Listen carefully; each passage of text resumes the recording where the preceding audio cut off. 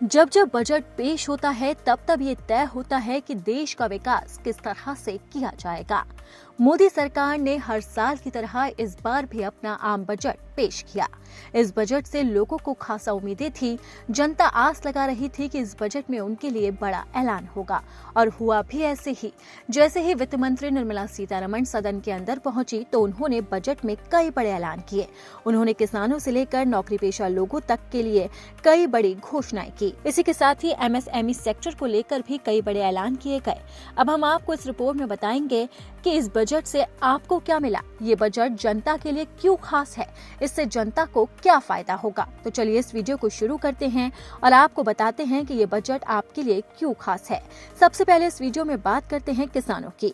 किसानों के लिए बजट बेहद ही खास है क्योंकि वित्त मंत्री निर्मला सीतारमण ने अपने बजट भाषण के दौरान किसानों के लिए कई बड़े ऐलान किए। उन्होंने धड़ाधड़ किसानों के लिए कई बड़ी घोषणाएं की।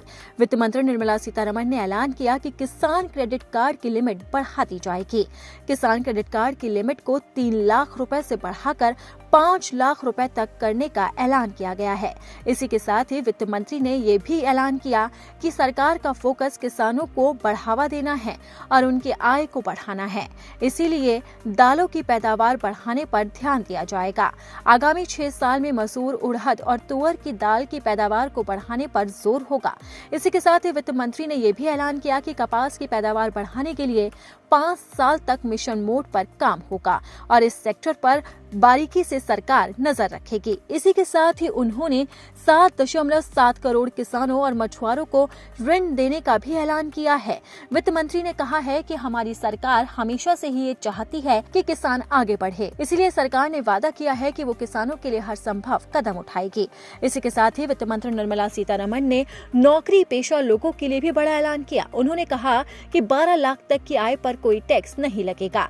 ये काफी बड़ा ऐलान था क्योंकि जनता लगातार टैक्स को कम करने की मांग कर रही थी और वित्त मंत्री ने अपने बजट भाषण के समापन के दौरान ही ये बड़ा ऐलान कर दिया। और जब उन्होंने ये ऐलान किया तो संसद में मोदी मोदी के नारे गूंजने लगे और हर किसी का चेहरा खिल उठा।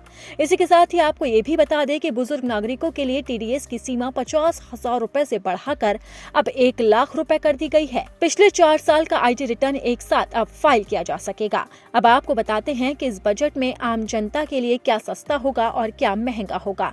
मोदी सरकार ने इस बजट में कई बड़े ऐलान किए हैं और ये बताया है कि जनता को क्या महंगा मिलेगा और क्या चीज सस्ती मिलेगी। वित्त मंत्री निर्मला सीतारमण ने कहा कि सरकार ने 82 सामानों में से सेस हटा दिया है। इसी के साथ ही इलेक्ट्रिक गाड़ियां खरीदना सस्ता हो गया है, कपड़े खरीदना सस्ता हो गया है, मोबाइल और बैटरी खरीदना भी अब सस्ता हो गया है। वित्त मंत्री ने ऐलान किया कि कैंसर की 36 दवाओं पर से कस्टम ड्यूटी कम कर दी गई है, जिन्हें खरीदना अब आसान हो गया है। इसी के साथ ही एलसीडी और एलईडी टीवी खरीदना भी अब सस्ता हो गया है।